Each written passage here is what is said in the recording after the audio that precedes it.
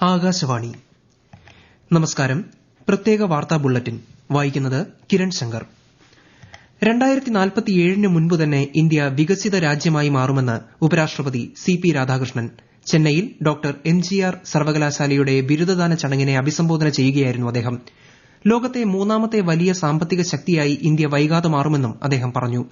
2 ദിവസത്തെ സന്ദർശനത്തിനായി തമിഴ്നാട്ടിലെത്തിയ ഉപരാഷ്ട്രപതിക്ക് ചെന്നൈ വിമാനത്താവളത്തിൽ ഊഷ്മളമായ വരവേൽപ്പാണ് ലഭിച്ചത്. തമിഴ്നാട് ഗവർണർ RN രവി, മന്ത്രി ഉദയനിധി സ്റ്റാലിൻ തുടങ്ങിയവർ ഉപരാഷ്ട്രപതിയെ സ്വീകരിക്കാൻ എത്തിയിരുന്നു. രാംനാഥ് ഗോയങ്ക സാഹിത്യ സമ്മാൻ ചടങ്ങിലും അദ്ദേഹം ഇന്ന് സന്നിഹിതനാവും.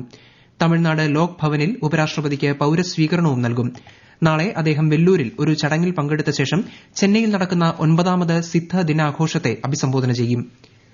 ഇലക്ട്രോണിക് ഘടക നിർമ്മാണ പദ്ധതിയുടെ 3ാം ഘട്ടത്തിന്റെ ഭാഗമായി 22 പുതിയ പ്രോജക്ടുകൾക്ക് അംഗീകാരം നൽകി കേന്ദ്ര ഇലക്ട്രോണിക്സ് ആന്റ് IT മന്ത്രാലയം. 41,863 കോടി രൂപ ചെലവിലാണ് ഇവ നടപ്പാക്കുക. 2,58,000 കോടി രൂപയുടെ ഉൽപ്പാദനം ഇവയിലൂടെ പ്രതീക്ഷിക്കുന്നു. ബൃഹത്തായ രീതിയിലുള്ള പരിഷ്കരണങ്ങൾ മോദി സർക്കാരിന്റെ മുഖമുദ്രയാണെന്ന് ചടങ്ങിൽ പങ്കെടുത്ത് കേന്ദ്രമന്ത്രി അശ്വിനി വൈഷ്ണവ് പറഞ്ഞു. ഇലക്ട്രോണിക്സ് ഉൽപ്പാദന മേഖലയിൽ ആഗോള ഗുണനിലവാര മാനദണ്ഡങ്ങൾ പാലിക്കണമെന്നും അദ്ദേഹം ആഹ്വാനം ചെയ്തു. 13ാമത് ദേശീയ സരസ് മേളയ്ക്ക് ഇന്ന് പാലക്കാട് ചാലിശ്ശേരിയിൽ തുടക്കം. കുടുംബശ്രീ മിഷനും കേന്ദ്ര ഗ്രാമവികസന മന്ത്രാലയവും സംയുക്തമായി സംഘടിപ്പിക്കുന്ന മേള മുഖ്യമന്ത്രി പിണറായി വിജയൻ ഉദ്ഘാടനം ചെയ്യും. ഈ മാസം 11 വരെ നീളുന്ന മേളയിൽ വിവിധ സംസ്ഥാനങ്ങളിൽ നിന്നുമായി 250-ലേറെ സ്റ്റാളുകൾ അണിനിരക്കും. ഭക്ഷ്യവസ്തുക്കൾ, തുണിത്തരങ്ങൾ, കരകൌശല ഉൽപ്പന്നങ്ങൾ, ആഭരണങ്ങൾ, ഗൃഹോപകരണങ്ങൾ എന്നിവയുടെ വിപണനവും മേളയിൽ ഒരുക്കിയിട്ടുണ്ട്.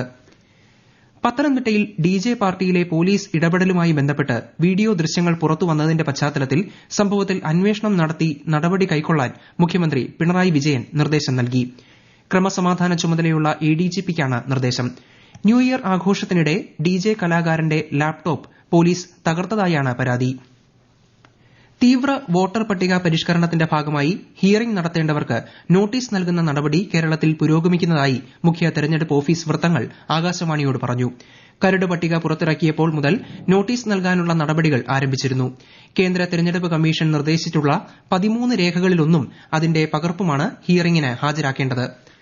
2026ലെ നിയമസഭാ പൊതുതെരഞ്ഞെടുപ്പിൽ ഉപയോഗിക്കുന്ന EVM, VVPAT യന്ത്രങ്ങളുടെ പ്രാഥമികതല പരിശോധന തിരുവനന്തപുരം കളക്ട്രേറ്റിൽ നാളെ മുതൽ ആരംഭിക്കും. ഫെബ്രുവരി 16 വരെയാണ് പരിശോധന. സാമൂഹിക പരിഷ്കർത്താവ് മന്നത്ത് പത്മനാഭന്റെ 149ാം ജയന്തി ഇന്ന്. പെരുന്നയിലെ NSS ആസ്ഥാനത്ത് ജയന്തി ആഘോഷങ്ങൾ നടന്നു. സാമൂഹ്യ സേവനത്തിനായി ജീവിതം സമർപ്പിച്ച മഹത് വ്യക്തിത്വമാണ് മന്നത്ത് പത്മനാഭനെന്ന് പ്രധാനമന്ത്രി നരേന്ദ്രമോദി അനുസ്മരിച്ചു. ആരോഗ്യം, വിദ്യാഭ്യാസം, സ്ത്രീ ശാക്തീകരണം തുടങ്ങിയ മേഖലകളിലെ അദ്ദേഹത്തിന്റെ അതുല്യമായ സംഭാവനകൾ പ്രചോദനാത്മകമാണെന്നും പ്രധാനമന്ത്രി സമൂഹമാധ്യമത്തിൽ കുറിച്ചു. ആധുനിക കേരളത്തെ രൂപപ്പെടുത്തുന്നതിൽ നെടുനായകത്വം വഹിച്ചവരിൽ ഒരാളായിരുന്നു മന്നത്ത് പത്മനാഭനെന്ന് മുഖ്യമന്ത്രി പിണറായി വിജയൻ പറഞ്ഞു. വൈക്കം സത്യാഗ്രഹം വിജയകരമാക്കാൻ അദ്ദേഹം ചരിത്രപരമായ ഇടപെടൽ നടത്തിയതായും മുഖ്യമന്ത്രി സമൂഹമാധ്യമത്തിൽ കുറിച്ചു.